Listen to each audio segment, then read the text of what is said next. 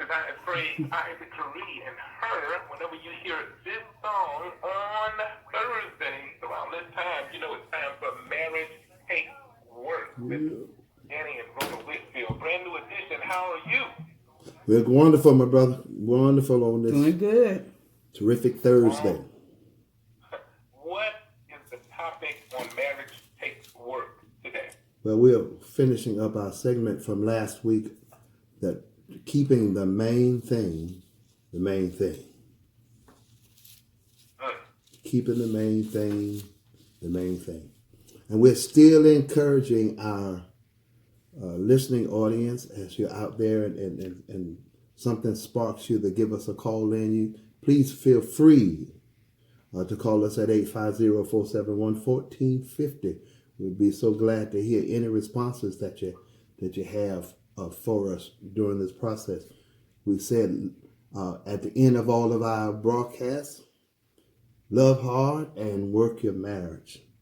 And so that's how we are going to work at keeping the main thing, the main thing. Mm-hmm. And one of the main thing is that God first is the main thing, that he's number one.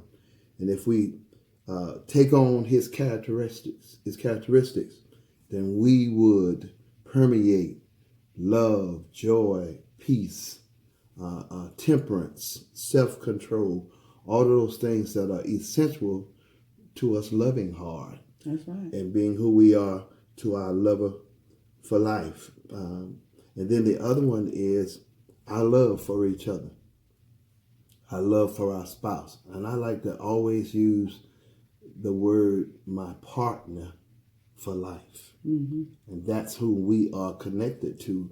We're connected to our partner for life. And remember that when we love our spouse, there will be times that we may be in a disagreement and we may object to some things that may happen or transpire during our interactions. Mm-hmm. But that doesn't have to alter the love that we have for each other. And we don't want that to result in things that may be damaging to our relationship.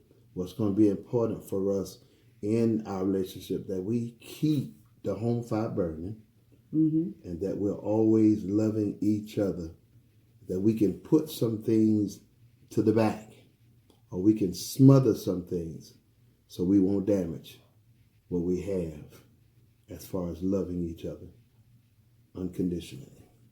You know, with you saying that, it ties right into this scripture where Ephesians 4:8-9 tells us to fill our minds meditating on things true, noble, reputable, authentic, the best, not the worst, mm-hmm. the beautiful, not the ugly, things to praise, not things to curse. And when I think about that scripture, I think in terms of we should always look for the best in our spouse. When we got married, there were some things that they revealed to us, mm-hmm. but we don't have to focus on those things because they cannot unpack that baggage overnight. That we bring. Right. It's going to take time. So it says to put into practice. Mm-hmm. And when we practice something, to become good at anything, we have to practice. It takes work. So that's why we say love hard and work your marriage. That scripture right there is a good recipe, mm-hmm. for loving hard and working our marriage. And then it further says that God will make everything work together. If we do what we're supposed to do, mm-hmm. he'll work it all together. Now, here's a situation that sometimes we may get reset moments, and sometimes we don't. And those are the times, that's what we need to think about. There are times that we can ask for forgiveness, and then there are going to be times that we won't have the opportunity. Wow, that's powerful. So we need to do what we need to do from the start, being able to be cautious in how we comment and respond, in the tone. Maintain that love for our spouse in everything we do. We don't have to put on our Dr. Jekyll and Mr. Hyde face every time we have a disagreement. That's good there. That's good. So, and it makes me go back or remember our segment on Sunday that we talked about living living our marriage to the fullest, right. which is so important. We talked about during this time, sometimes because we're in close proximity to each other, we're in each other's face most of the part of the day. It may get a little pushy at times, but we gotta remember that we're still loving each other unconditionally. Then you talked about a story about a couple who had plans. Mm-hmm. There were things that they wanted to do together for just that weekend. Right. Plans with their grandchildren, things to complete, and something business-wise around the house. And we know our day get busy, and there are things that happen during the course of the day. And during the course of that day, the husband had a massive heart attack. Right. That altered the course of that marriage. Mm-hmm. It altered it. It changed things, and it took me back. And I want to be very transparent, and I want to throw this disclaimer out there that we don't have the perfect marriage. Like you, we are working. Still a work in progress. Working to make our marriage what it should be. And I want to be transparent as I think of last week. Week before last. I would say week before last, when before I left to go to work, we had a discussion, and it wasn't the discussion that I wanted to hear, and I didn't agree with what the discussion was about, and so I left for work in somewhat of a not happy with what I heard and what I wanted to hear. And I left to go to work. And as I got to work, I knew my wife had a MRI scheduled for that day. As I went to work like nothing.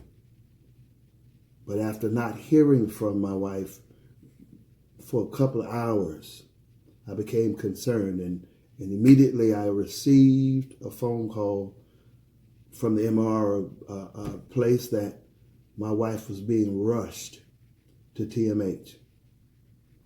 Rushed to TMH by ambulance because of a reaction that she had to the dye that was injected into her system. And to stand in that emergency room and watch them roll her in. I saw a desperate wife. I saw my lover for life who was gasping for air. And doctors and nurses and the trauma team were working with her, trying to make things right. As I look at that, everything in my life could have changed in a twinkling of an eye. Had she been in the MRI machine longer than she was, some health problems would have been detrimental. She could have gone into cardiac arrest. And so I left a certain way. And here I am faced with something that I've never seen before. She was not that lady who I left that morning. She was in a different place.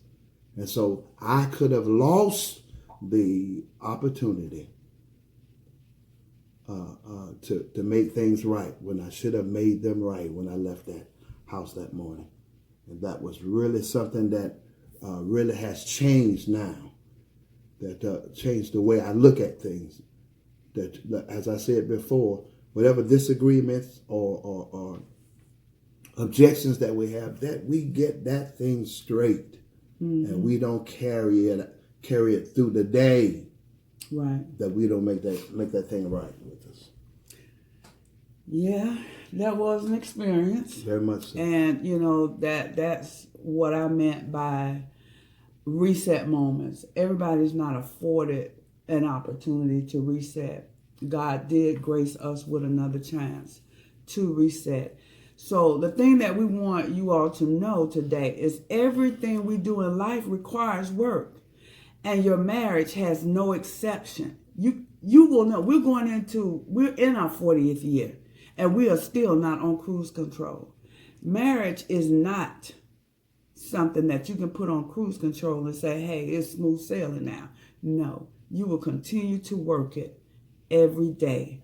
And you don't want to get where you're just coexisting. That's dangerous. That's right. Yeah. So therefore, that is why we always say, now, if you didn't understand it, we definitely understand it now.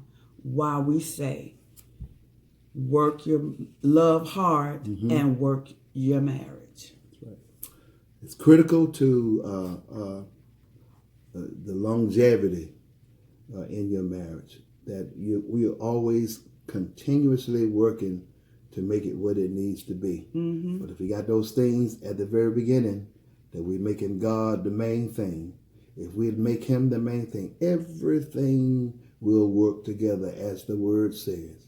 We'll work together for our good. In our ups and in our downs, we learn to grow together and appreciate each other as we continue in that journey of being lovers for life. All right, Doc. Wow. If you have any questions or comments, 850-671-1450. And I really appreciate your transparency when it comes to this segment, because, folks can even look at a pastor or look at a preacher or leader and think that they're perfect. They have it all together. But you guys are still working your marriage as you instruct others to do. Absolutely. Amen. Absolutely. It's an ongoing struggle. And guess what? We can make this thing work. All we have to do is do what we need to do as lovers. Wow. And how, one more time, I got to reiterate, because I'm striving for that number. How long you guys been married? This is year 40. It'll be 40 years, October 18th.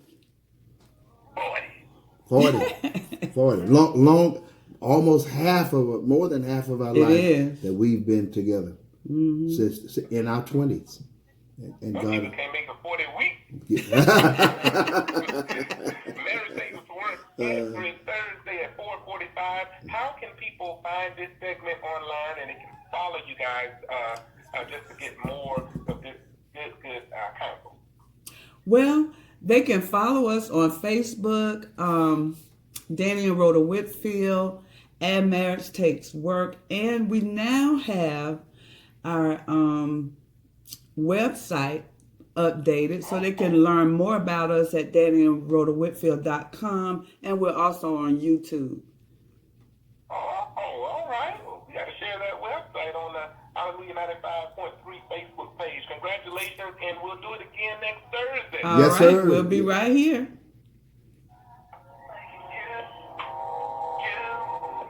Song of Solomon, chapter 8. Read it to me what it says. Tell me what it says. In the afternoon.